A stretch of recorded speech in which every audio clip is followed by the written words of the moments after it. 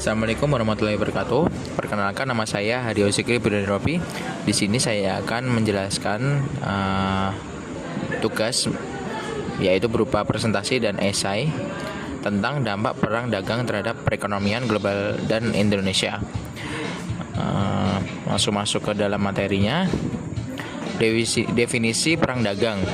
Perang dagang adalah kondisi di mana dua atau lebih negara saling memperlakukan hambatan perdagangan seperti tarif, kuota impor, atau pembatasan lainnya sebagai respon terhadap kebijakan dagang negara lain.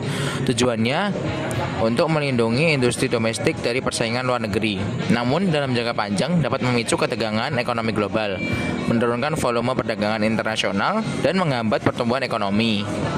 Menurut Krugman dan Obstfeld 2003, perang dagang terjadi ketika negara-negara saling mengenakan tarif dan hambatan perdagangan lainnya yang seringkali berdampak negatif terhadap perdagangan global karena menyebabkan alokasi sumber daya yang tidak efisien dan distorsi harga pasar. Next, latar belakang perang dagang menjadi isu penting dalam ekonomi internasional karena dunia kini terhubung dalam jaringan rantai pasok global. Ketika negara besar seperti Amerika Serikat dan Tiongkok menerapkan perbatasan perdagangan, dampaknya meluas ke negara berkembang seperti Indonesia yang bergantung pada ekspor dan investasi asing.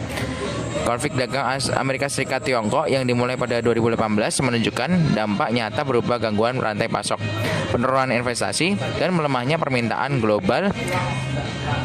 Indonesia turut berdampak melalui penurunan ekspor dan tekanan terhadap pertumbuhan ekonomi nasional. Menurut Pratama dan Handayani 2020, perang dagang ini mengurangi kepercayaan pelaku dan menurunkan stabilitas perdagangan multilateral. Selain itu, perang dagang memicu turunnya harga komoditas dan perlambatan ekonomi di negara mitra dagang utama Indonesia. Sebagai negara yang memiliki hubungan erat dengan kedua negara, Indonesia tidak luput dari efek domino perang dagang. Oleh karena itu, penting untuk mengaji pengertian, dampak, dan strategi yang dapat diambil agar Indonesia mampu bertahan di tengah ketegangan ekonomi global. Kita membahas kasus Amerika Serikat dan Tiongkok.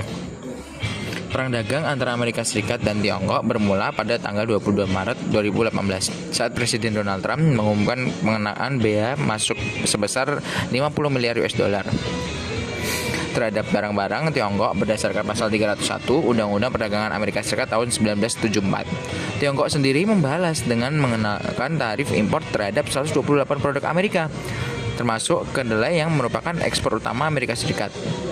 Aksi saling balas tarif ini memunculkan kekhawatiran global terhadap stabilitas ekonomi internasional.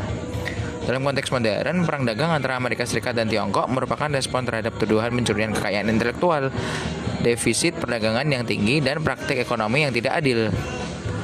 Untuk melindungi perekonomian dan mengurangi dampak pertumbuhan ekonomi Tiongkok, Amerika Serikat di bawah pemerintahan Donald Trump menerapkan kebijakan proteksionisme dengan mengenakan tarif tinggi terhadap impor dari Tiongkok, seperti yang dijelaskan di nomor 1 tadi. Next, dampak global. Perang dagang menyebabkan penurunan arus barang, jasa, dan investasi lintas negara. Dana Moneter Internasional mencatat bahwa volume perdagangan global menurun 0,9% pada 2019 akibat konflik dagang yang berlarut-larut. Selain itu, ketidakpastian kebijakan membuat pelaku usaha menunda investasi dan ekspansi. Penurunan kepercayaan konsumen dan pelaku pasar turut memperburuk situasi. Dalam konteks global, perang dagang juga menyebabkan fragmentasi rantai pasok dan pemindahan produksi ke negara ketiga dianggap lebih aman dan dikonflik. Strategi menghadapi perang dagang. Yang pertama yaitu diverifikasi pasar ekspor, mengurangi ketergantungan pada satu negara tujuan ekspor. Kemudian yang kedua, penguatan industri dalam negeri, yaitu meningkatkan daya saing produk lokal agar tidak hanya bergantung pada pasar luar negeri.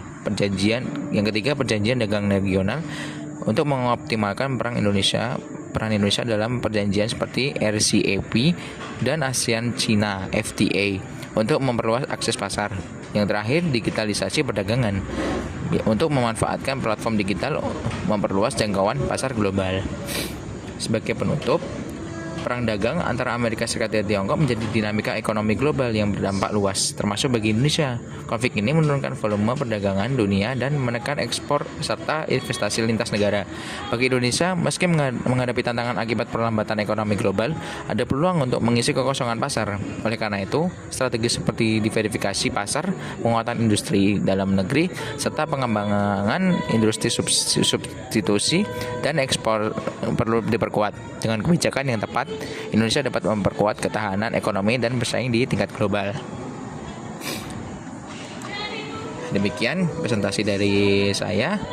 Terima kasih atas perhatian teman-teman dan ibu dosen. Mohon maaf apabila banyak kekurangan baik dari materi maupun dari pembawaan saya. Saya mengucapkan mohon maaf yang sebesar-besarnya dan terima kasih. Sekian, wassalamualaikum warahmatullahi wabarakatuh.